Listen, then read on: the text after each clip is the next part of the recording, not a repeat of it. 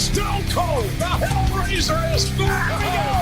Evolution of the Shield! John Cena versus the Showstopper! Hulk Hogan and The Rock in the same ring! You will never take my place at the head of the table! Undertaker! On the Hell's Gate submission! Oh my God!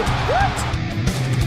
My God, Michaels just kicked Cena's head off! The Monday Night Wars have come to WrestleMania! It'll be The Rock! It'll be Austin one-on-one! Third and final, The Undertaker! Do you believe in miracles? The streak is over! Hey, what's going on, guys, and welcome back to WWE Retro on the WWE podcast on this Friday, August 11th. SummerSlam in the rearview mirror and no pay-per-view week, which means that it is time for me to come back and keep going with my retro shows. And in the light and in the aftermath of SummerSlam and the 3-year reign now of Roman Reigns as Universal / Undisputed WWE Champion, I want to go back and take a look at a year when the WWE Championship was, or the reigns of the WWE Championship were the antithesis of what we've seen from Roman since August of 2020. And that is the year 2002 and covering the WWE Championship in that year. Now, the year started with Chris Jericho as the undisputed champion, holding both the WCW Championship and the WWF Championship, both titles that he won at Vengeance 2001 in the, winner-take-all tournament in the light of the conclusion of the Invasion angle, where he beat, famously, The Rock and Stone Cold Steve Austin on the same night to become the first ever undisputed champion.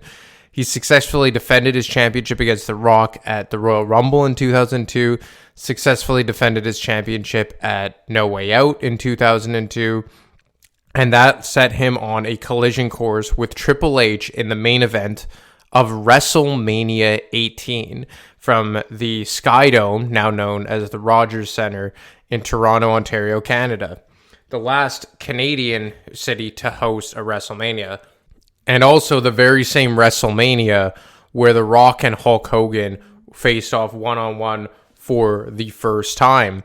And I guess infamously did not headline that show, and it was headlined by Jericho versus Triple H for the WWF Championship, the Undisputed Championship, rather. And this was the first time we saw Triple H in a main event capacity positioned as a babyface, returning from his quad injury that kept him out for the entirety of the Invasion angle, coming back, winning the Royal Rumble, starting this program with Chris Jericho, with Stephanie McMahon heavily involved, and Triple H, no stranger to main eventing WrestleMania in a match for the WWF Championship 2 years prior, walking in and walking out as a WWF champion at WrestleMania 2000 in the Fatal 4-Way match against The Rock, Big Show, and Mick Foley. But going in as the challenger, as the Rumble winner, as a babyface, and looking to dethrone Jericho's 3-month run as the Undisputed Champion, Triple H would have a tall task with Stephanie McMahon at ringside.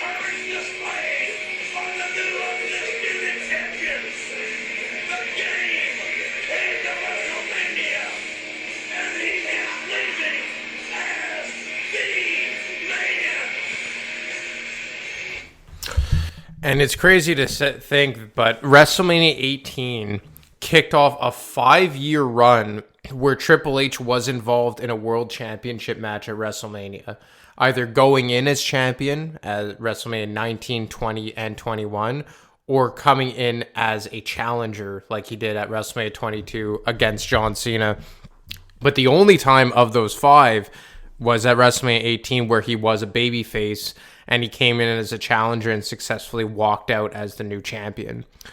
Now, his run as undisputed champion, which another thing that's interesting here is that he walked out of the building with both belts, the old Attitude Era WWF Championship and the classic WCW/World Heavyweight Championship belt. And this was right in the transition of WWF to WWE. So Triple H would actually be the first one to debut that WWE Undisputed Championship belt, the belt that we became accustomed to with the likes of Brock in 2003 and JBL in 2004 and Eddie Guerrero holding that title, and that design that lasted all the way until 2005 when John Cena unfortunately switched it out for the Spinner Championship. So Triple H was the first one in March of 2002 to walk around and really flaunt that new design WWE Championship, and the first new design since I believe it was 97 when they brought in the new Attitude Era big. It kind of looked like a big version of the Intercontinental, the WWF Championship that we came to know in the Attitude Era, that The Rock held, that Austin held, that Triple H himself had held before.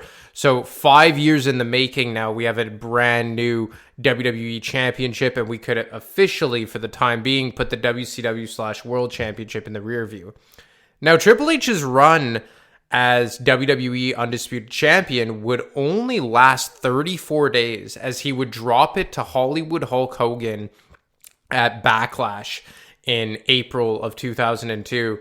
Which, I mean, after Jericho held it for 97 days, it seemed very short. You know, a 3-month run for Jericho, and Triple H barely makes it over a month, drops it at the following pay-per-view. But a returning Hulk Hogan who had just come back, not even 3 months prior. He had recently turned babyface following WrestleMania 18 and his match against The Rock. And Hogan would come back and win the first championship, his first WWE championship since leaving WWF at the time in the early 1990s.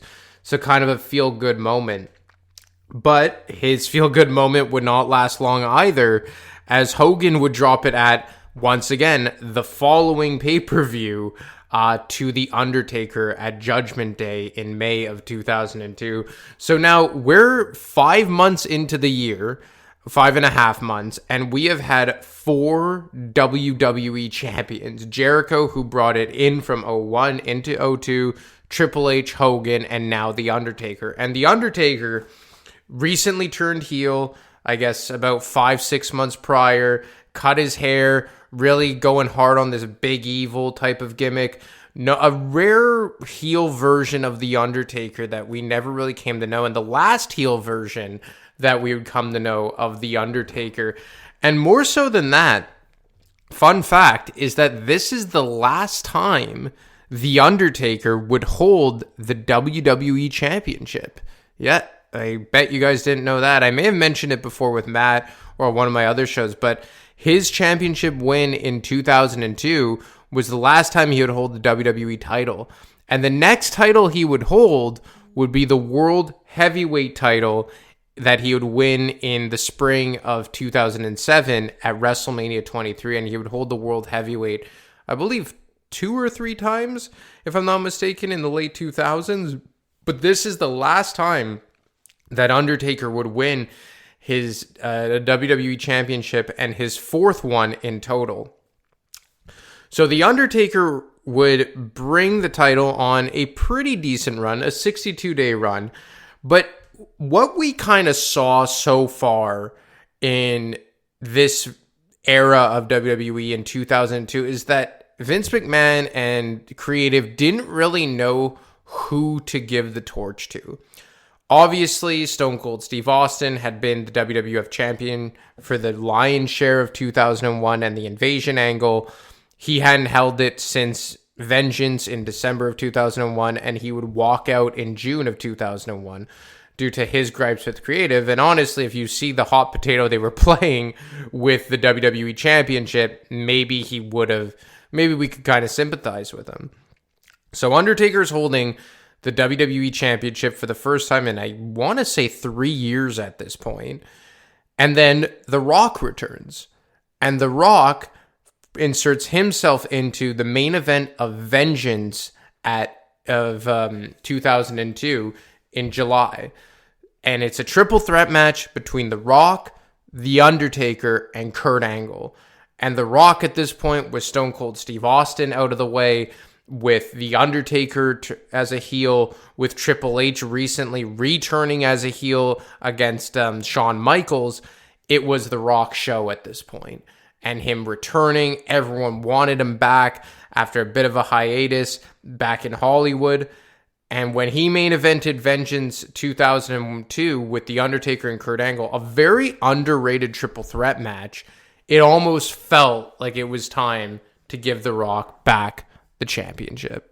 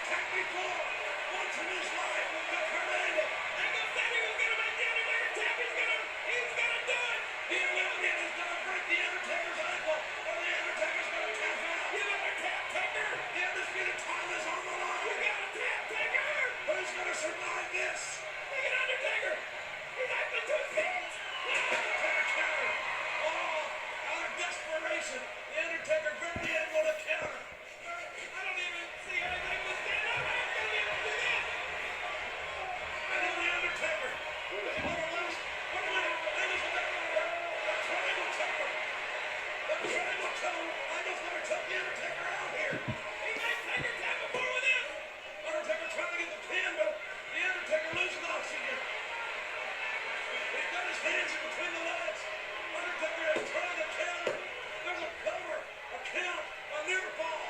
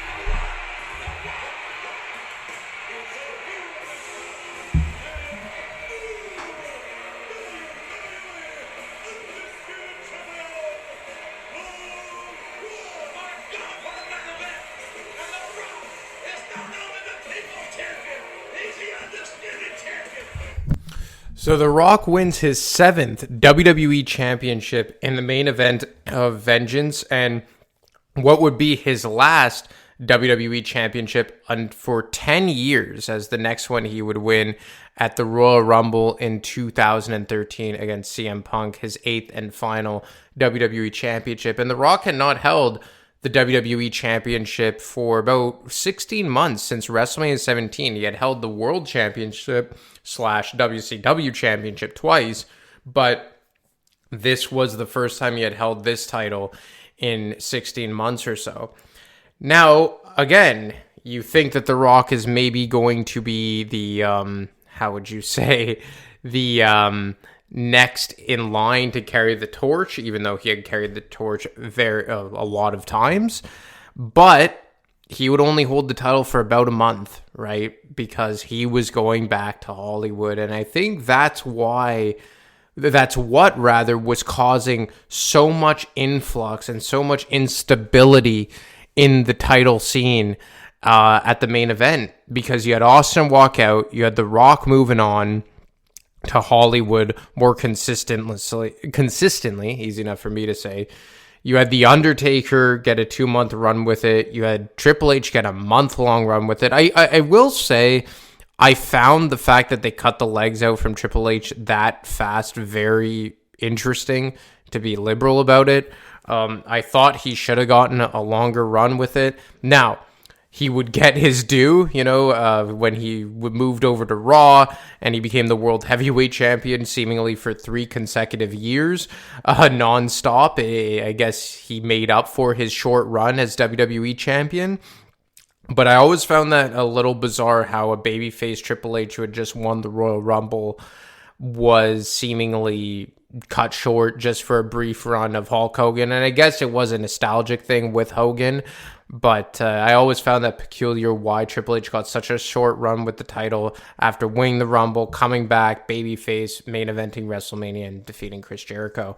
But now back to The Rock. Nobody right away assumed that he was only back for a cup of coffee, and that's pretty much what he was. He came back for the summer of 2002. I remember him very vividly during that summer. I remember he had a very underrated and rarely talked about match with Eddie Guerrero on Monday Night Raw when he was the WWE champion. Really good showcase for Eddie Guerrero, who was a lower mid-card guy at that point in time. And this would obviously set him on a collision course with one Brock Lesnar. And Brock Lesnar obviously was shot out of a complete cannon at this point in time. He was on a tirade. He was defeating guys left, right, and center. And it set him up as the number one contender for the championship going into SummerSlam. And SummerSlam, they've always billed it as the WrestleManias of the summer, the biggest party of the summer. So for Brock to be main eventing against The Rock 34 days after The Rock had won the championship was a pretty big deal. Now, at this point, the fans had caught wind that The Rock was on his way out, and he started to hear some boos and some things that he had not really heard since he was a member of the Nation of Domination, or a bit more recently, the Corporation. And I think that was a very big shock to the system for not only The Rock, but also WWE. But at the same time, you had a guy in Brock Lesnar who was maybe presenting an opportunity for some more stability in the main event scene.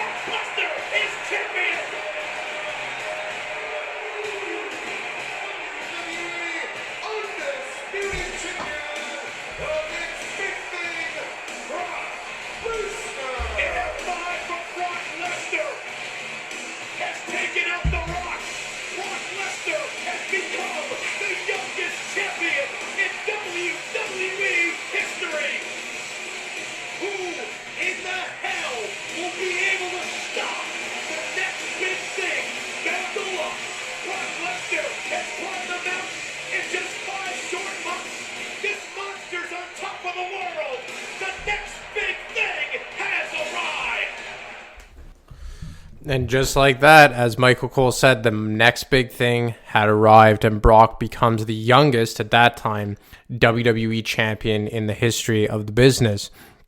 And Brock added some much needed stability to the WWE championship after it flip-flopping between 5 title holders 8 months into the year. You know, do the math. I'm not great at it, but that's less than 2 months each of them holding it, with the shortest being Hollywood Hogan at 28 days. And the longest being, if you don't count Chris Jericho's run, because he started back in 01, The Undertaker at 62 days. The Rock drops it in 34. Triple H drops it in 34. And now you have Brock Lesnar as the WWE champion. The only problem is Brock walks away from the company, back to Hollywood. Stone Cold Steve Austin walks away, back to, or he goes home rather, literally. Undertaker turns heel. Triple H turns heel. And now you're left without a top-tier babyface. Brock Lesnar becomes exclusive to SmackDown. They bring the World Heavyweight Championship back for Monday Night Raw. And you're on SmackDown now, and you have the fastest rising star in arguably ever in the history of the company. Arguably ever in the history of the company, I should say. And he's a heel, which isn't a bad thing, but it's not ideal. They turn Undertaker back babyface to kind of go against him. He loses at, I believe it was No Mercy in October.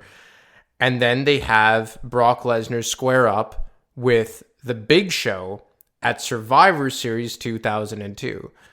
And this is when the booking got a little bizarre, but given for what they wanted to do with Brock long term and down the road into WrestleMania, it did make sense.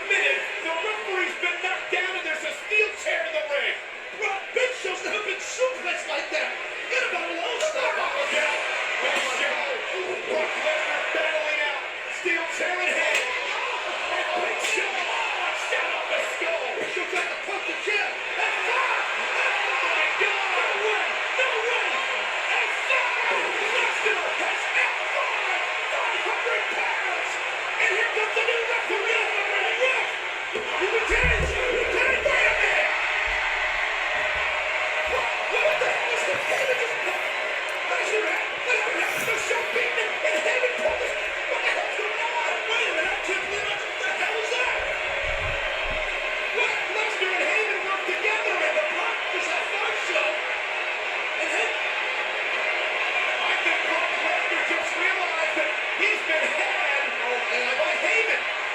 And you've got to run the slimy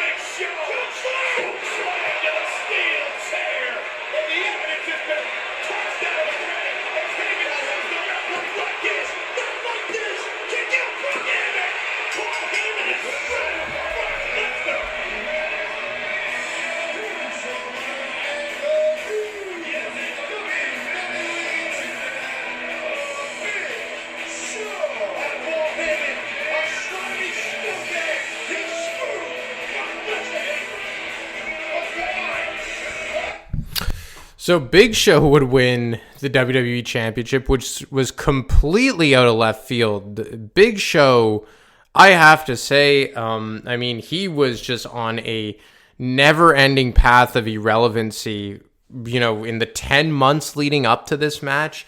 Didn't even have a match at WrestleMania, was on Monday Night Raw, went back to SmackDown, and, he wins his first WWE Championship in, I want to say 3 years. I think he had won his first at Survivor Series 1999. So somewhat poetic that he would win this, what would be his last. Again, it would be Big Show, another first and last in terms of WWE Championship victories.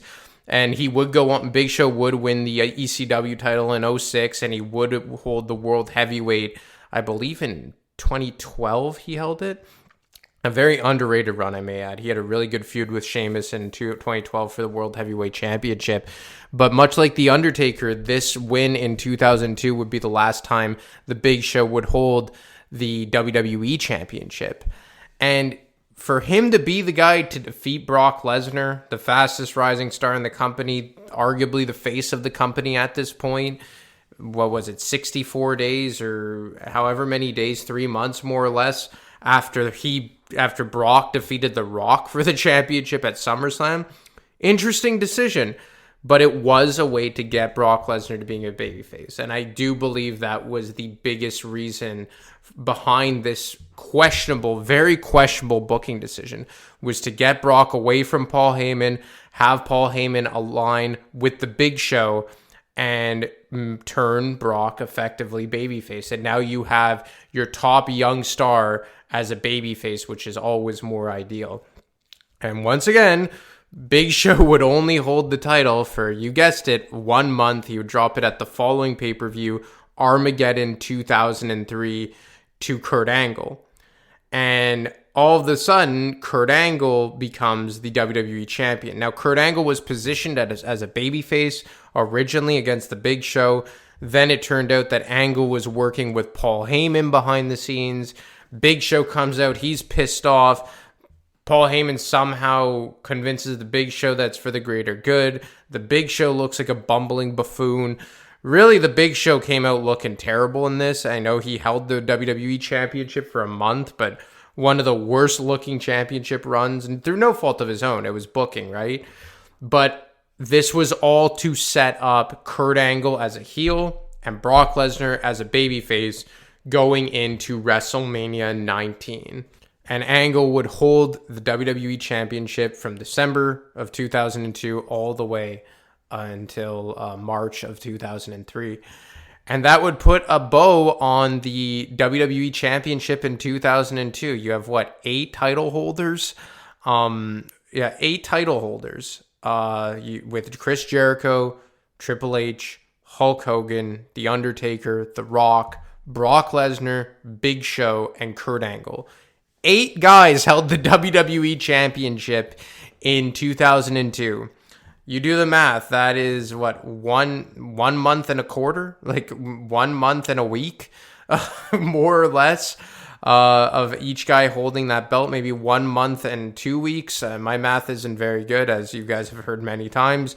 But 8 guys holding a championship, that is completely bananas, as now we've seen one guy hold the world title for 3 consecutive years. And on the other side of things, you have Seth Rollins, who is approaching 3 months into his run as the World Heavyweight Champion. So if you like long title reigns, you would not have liked what the WWE Championship went through in the year 2002. Anyway, guys, that's all I got for you today. I hope you enjoyed the WWE Championship in 2002.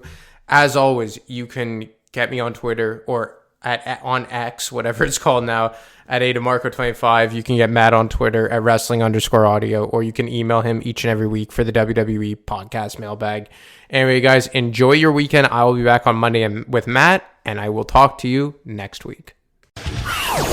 Thanks for listening to the WWE podcast. Don't forget to subscribe on your favorite podcast app so you don't miss a show, or head to WWEpodcast.com. And for all of these shows ad-free, head over to patreon.com/WWE Podcast. Until then, we'll see you next time.